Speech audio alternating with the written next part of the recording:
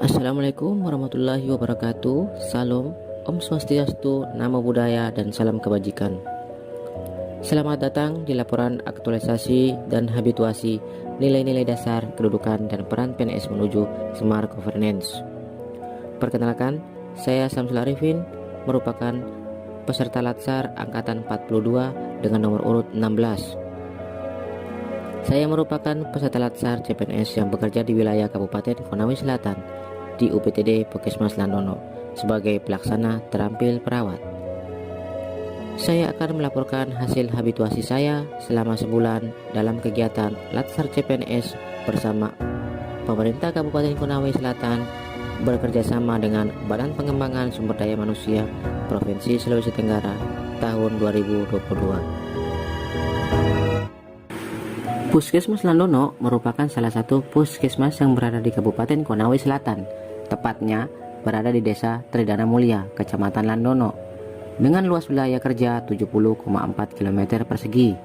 Letak Puskesmas Landono berjarak kurang lebih 80 km dari sebelah timur ibu kota Kabupaten Konawe Selatan di Andolo dan kurang lebih 45 km dari ibu kota provinsi di Kendari.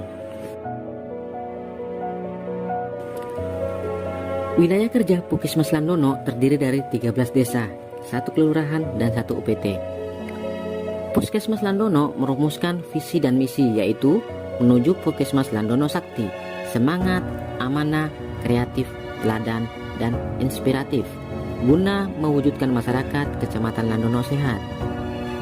Saya merupakan CPNS golongan 2 angkatan 2022 penempatan Kabupaten Konawe Selatan di UPTD Puskesmas Landono. Di Puskesmas Landono, saya ditempatkan di ruang unit gawat darurat. Menurut data yang saya dapatkan, jumlah kunjungan pasien di unit gawat darurat UPTD Puskesmas Landono sepanjang tahun 2021 berjumlah 932 pasien, sedangkan dalam kurun waktu 3 bulan terakhir yaitu Juni, Agustus, dan September tahun 2022 berjumlah 333 pasien.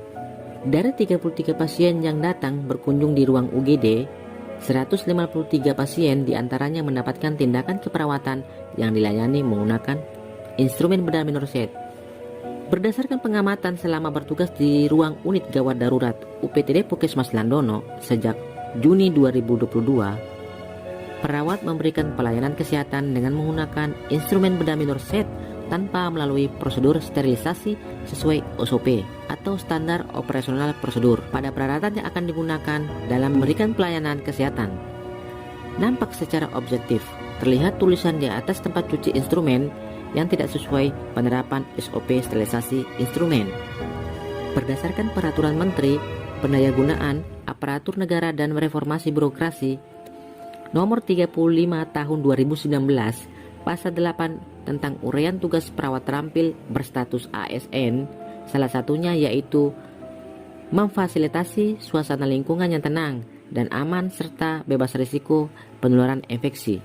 Hal ini mendasari saya untuk mengangkat judul tentang optimalisasi sterilisasi instrumen bedah minor set melalui penerapan standar operasional prosedur atau SOP di ruang unit gawat darurat Puskesmas Landono Kabupaten Konawe Selatan.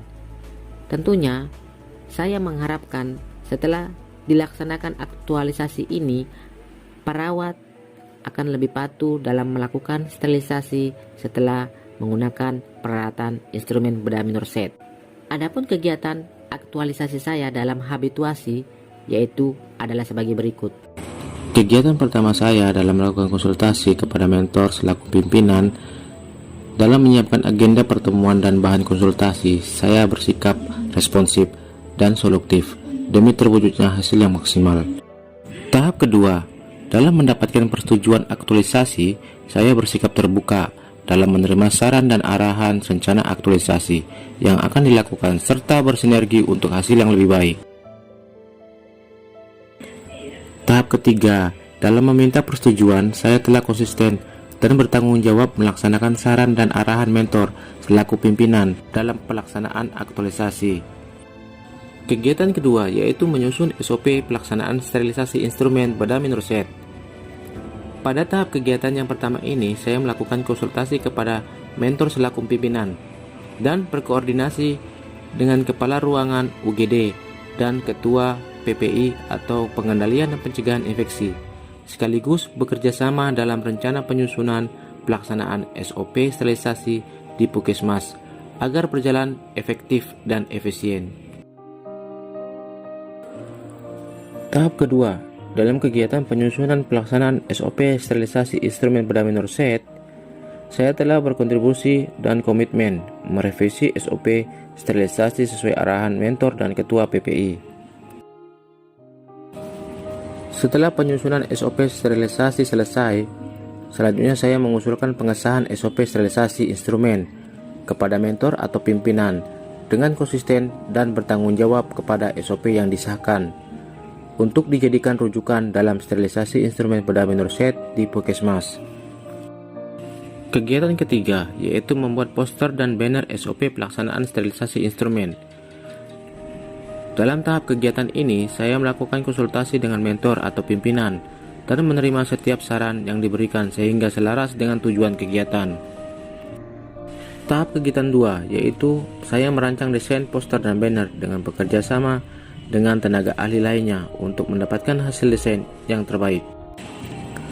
Tahap kegiatan 3 yaitu saya mencetak poster dan banner dengan bekerja sama dengan pihak percetakan. Kegiatan 4 membuat video SOP sterilisasi instrumen pada minor set. Dalam melakukan konsultasi kepada mentor atau pimpinan serta berkoordinasi dengan kepala ruangan UGD, saya bersikap dengan selaras terhadap setiap arahan dalam pelaksanaan pembuatan video tahap sterilisasi. Tahap kegiatan kedua, saya bekerja sama dengan tenaga kesehatan lainnya dalam pembuatan video. Tahap ketiga, saya menyimpan video dengan cara mengupload video di sosial media YouTube dan akan saya gunakan dalam sosialisasi. Ini adalah salah satu wujud keberhasilan dalam meningkatkan kompetensi saya dalam digitalisasi. Kegiatan 5, sosialisasi SOP pelaksanaan sterilisasi instrumen pada minor set.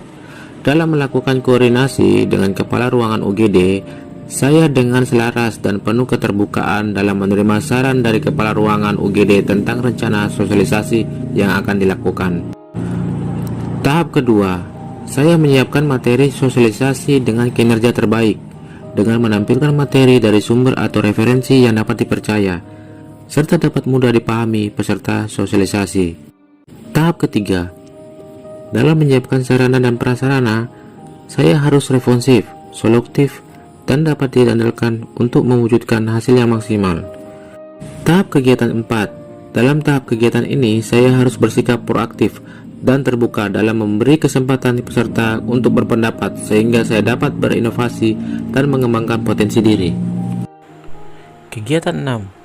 Evaluasi dan monitoring kegiatan aktualisasi.